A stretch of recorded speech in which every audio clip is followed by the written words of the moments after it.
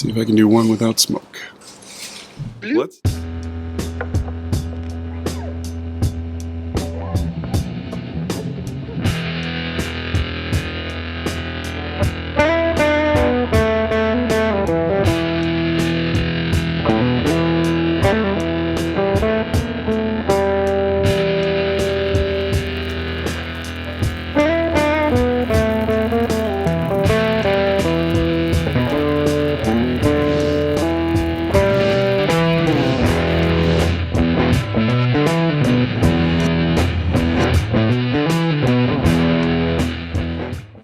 Hold on to your butts.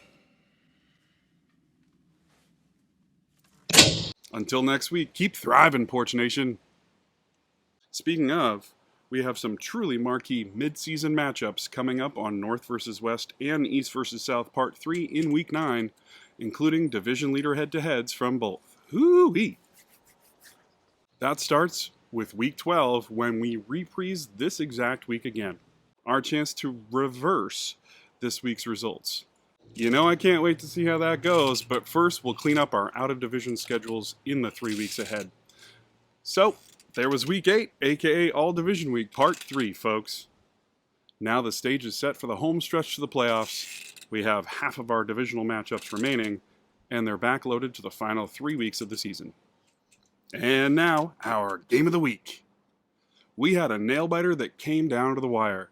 A come-from-behind victory. We had a chub. Unfortunately, no feel-good ragtag team of misfits coming together despite their differences against all odds in this one. It was like if Mighty Ducks 2 were rewritten to have Team Iceland win in dramatic fashion. Jeff still led this one with 5:29 left to go, not just in the game, but in the week. Nick Chubb's late game second tutty would vault Dylan ahead and reverse Jeff's progress towards win number 2. Dylan also springs ahead of Josh Marshall for first in the division due to head-to-head. Josh Marshall falls to Pete this week. Pete saw only 4 roster spots score less than 10 points, and Josh was bit by bye weeks in some big areas. Kudos to Nick Folk's 21-point outing, but it wasn't enough.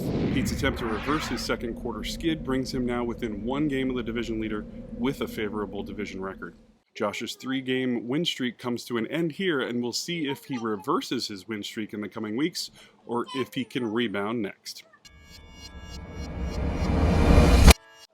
On to the East Division. In our first head-to-head of our 2-game season series, Alex and I kept it competitive right to the end. I ended up taking this one by a factor of T. Higgins thanks to his Monday night tutty. Had Hayden Hurst gone off, this would have reversed the outcome. Jalen Hurts continues to put up big numbers, and luckily Josh Allen didn't. With this win, I take second in the West on head-to-head tiebreaker with Ross and Alex.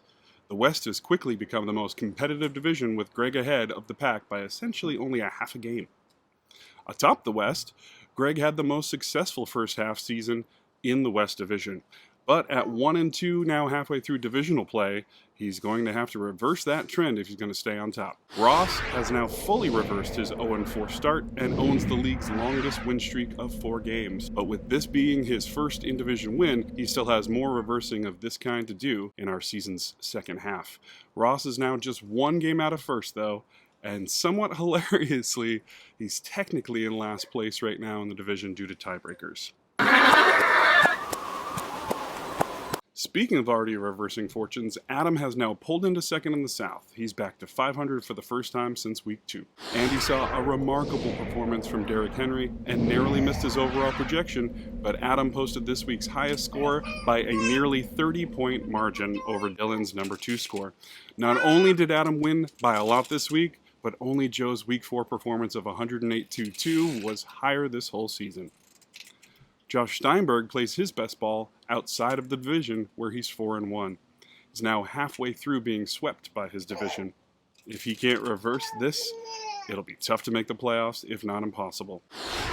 Skinner could be thanking me that CMC is putting up devastating numbers, but he won't. He now has a 2.5 game lead over Adam, having won their first head-to-head, and has a clean sheet on divisional games. If he doesn't reverse this trend, it'll be hard for anyone to catch him. The other North matchup pitted Steve against Berg.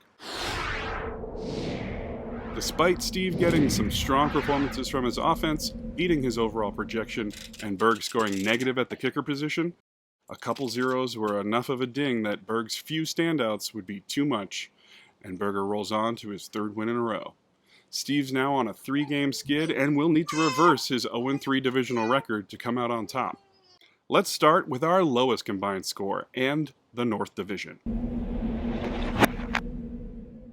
D came in on a 5-game skid, and Joe had rebounded from posting one of his lowest career scores in Week 6. D continues to get good production from a handful of spots, including Goff beating his projection, but I can't help but wonder where she'd be if Devontae Adams had produced like we expected he would.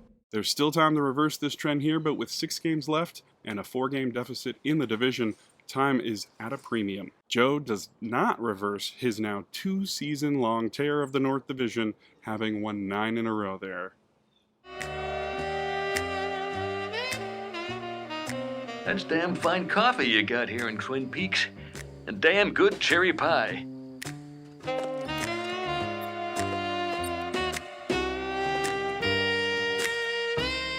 Brilliant! I have absolutely no idea what's going on. Let's get into it.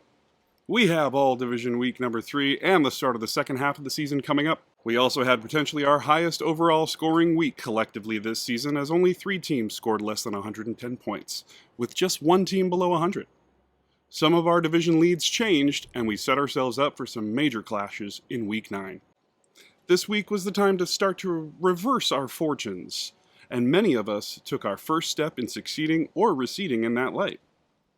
It was week 8 in the Greatest League, and we saw shakeups all around the league. Welcome back to Porch Nation headquarters here in Worcester, Massachusetts at the end of second summer. A reverse seasoning, if I may. What's up, Porch Nation?